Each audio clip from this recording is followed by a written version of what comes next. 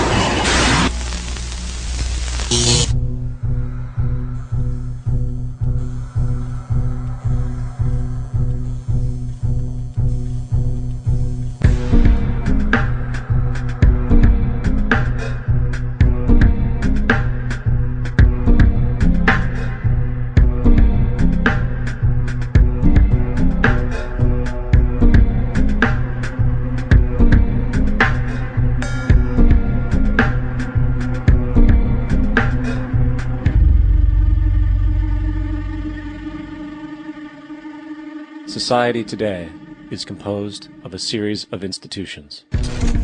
From political institutions, legal institutions, religious institutions, to institutions of social class, familial values, and occupational specialization. It is obvious the profound influence these traditionalized structures have in shaping our understandings and perspectives. Yet, of all the social institutions we are born into, directed by, and conditioned upon, there seems to be no system as taken for granted and misunderstood as the monetary system. Taking on nearly religious proportions, the established monetary institution exists as one of the most unquestioned forms of faith there is.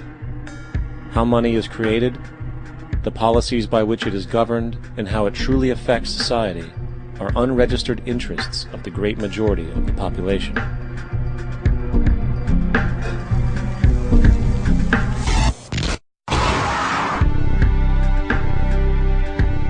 In a world where 1% of the population owns 40% of the planet's wealth, in a world where 34,000 children die every single day from poverty and preventable diseases, and where 50% of the world's population lives on less than $2 a day, one thing is clear: something is very wrong. And whether we are aware of it or not, the lifeblood of all of our established institutions, and thus society itself, is money. Therefore, understanding this institution of monetary policy is critical to understanding why our lives are the way they are. Unfortunately, economics is often viewed with confusion and boredom. Endless streams of financial jargon coupled with intimidating mathematics quickly deters people from attempts at understanding it. However, the fact is, the complexity associated with the financial system is a mere mask, designed to conceal one of the most socially paralyzing structures humanity has ever endured.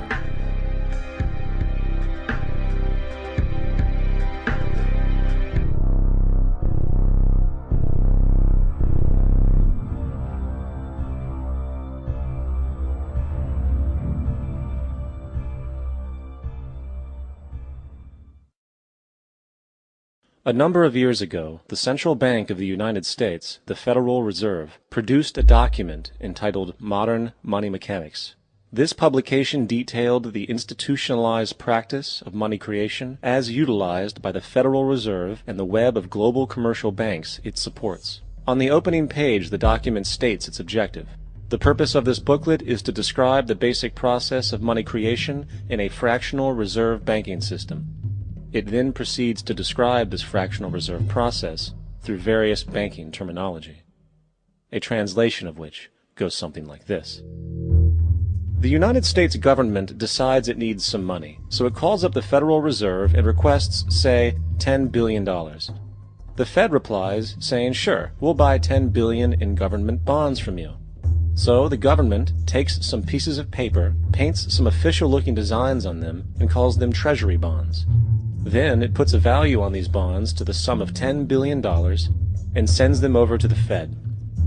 In turn, the people at the Fed draw up a bunch of impressive pieces of paper themselves, only this time calling them Federal Reserve notes, also designating a value of $10 billion to the set. The Fed then takes these notes and trades them for the bonds. Once this exchange is complete, the government then takes the $10 billion in Federal Reserve notes and deposits it into a bank account. And upon this deposit, the paper notes officially become legal tender money, adding $10 billion to the U.S. money supply. And there it is.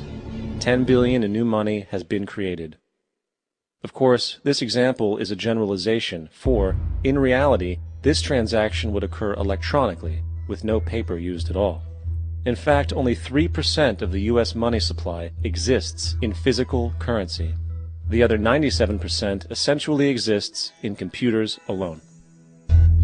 Now, government bonds are, by design, instruments of debt, and when the Fed purchases these bonds, with money it essentially created out of thin air, the government is actually promising to pay back that money to the Fed. In other words, the money was created out of debt. This mind-numbing paradox of how money or value can be created out of debt or a liability will become more clear as we further this exercise. So, the exchange has been made and now $10 billion sits in a commercial bank account. Here's where it gets really interesting.